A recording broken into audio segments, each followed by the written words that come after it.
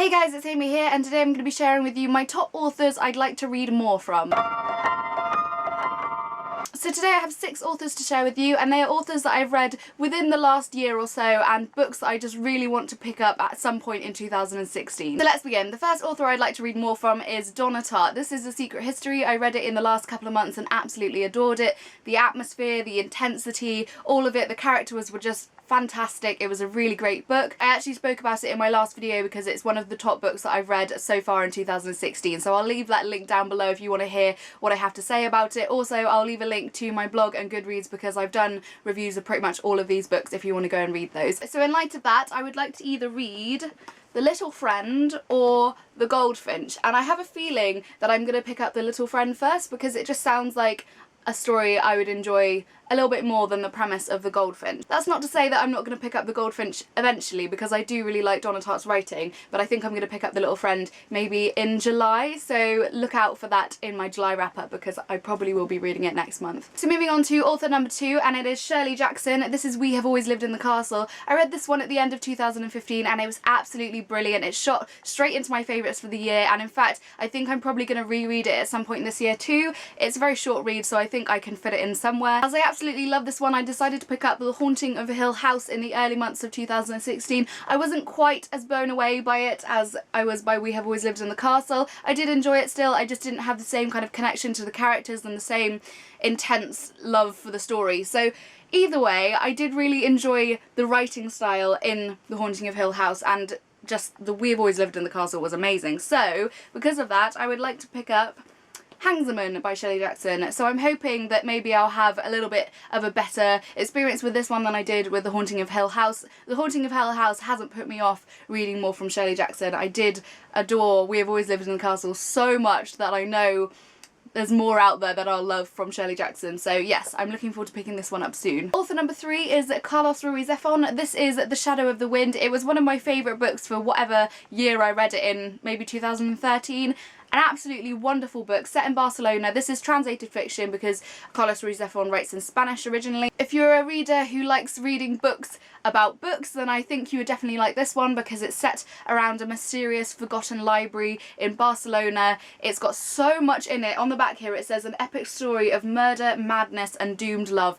Honestly, I just really suggest you go and pick up this book because it is just so good, and I know it's also another one that I want to pick up and reread again soon. I read that one a good few years ago, but last year I read The Watcher in the Shadows by Carlos Ruiz Zafon, which is aimed more at children, I think, or a younger audience than The Shadow of the Wind, as this one is quite gruesome and not very nice in some parts. So this one I didn't have quite the same love for as The Shadow of the Wind. It didn't have that same intensity and the same kind of grittiness as The Shadow of the Wind did. Similarly to Shirley Jackson, I still love the writing style and what Carlos Ruiz Zafon was talking about and things. It just didn't have the same impact as The Shadow of the Wind did on me. So because of that, I would like to read The Angel's Game, which I believe is the second part of The Shadow of the Wind, or within the same world or set in the same place as The Shadow of the Wind. Let me know down below if you read anything from Carlos Ruiz Zafon because I'd love to talk about it with you because I don't see a lot on BookTube about him, and I would love to know if people enjoyed this book or if I should stay clear. I don't know. I think I'm gonna enjoy it. Author number 4 is Wilkie Collins, one of my favourites. This is The Haunted Hotel. I've also read The Woman in White and I've also read The Moonstone. So Wilkie Collins wrote a huge amount of mysteries during the 1800s. I believe that Wilkie Collins was actually a good friend of Charles Dickens as well. So I've never read any Charles Dickens, but I really love Wilkie Collins.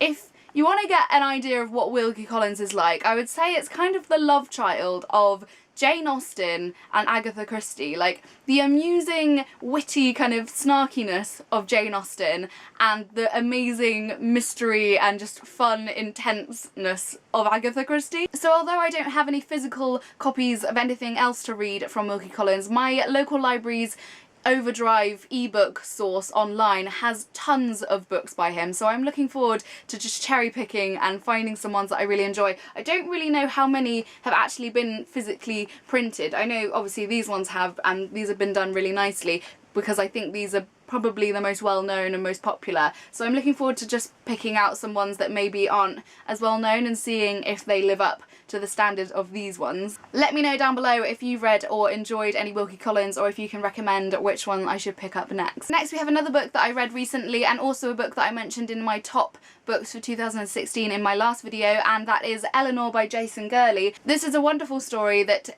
is woven between 3 generations of a family, and it ends with Eleanor, who is the young granddaughter of this family, and she is trying to pull her family back together after this tragic accident has happened when she was younger. It's just really beautiful. Jason Gurley did a fantastic job at pulling the whole story together, and I really loved it. So after I read that book, I actually went and had a look to see if I could find anything else by Jason Gurley, and I found this Deep Breath, Hold Tight, Stories About the End of Everything. So this is a book of short stories, obviously to do with the end of everything. Obviously, as with all of these, I haven't read it yet, so I don't know how good it's going to be, but I hope it has the same magical, whimsical beauty of the writing that Eleanor had. It was just a fantastic book, so I'm hoping this one lives up to that. I absolutely love covers that have landscapes like printed on them. I just think they're absolutely gorgeous. Like, I would have every book look like this if I could, so thumbs up for the cover. And finally, a book that I read last year, and it was in my top books of 2015, and it is Station 11 by Emily St. John Mandel. This is an apocalyptic novel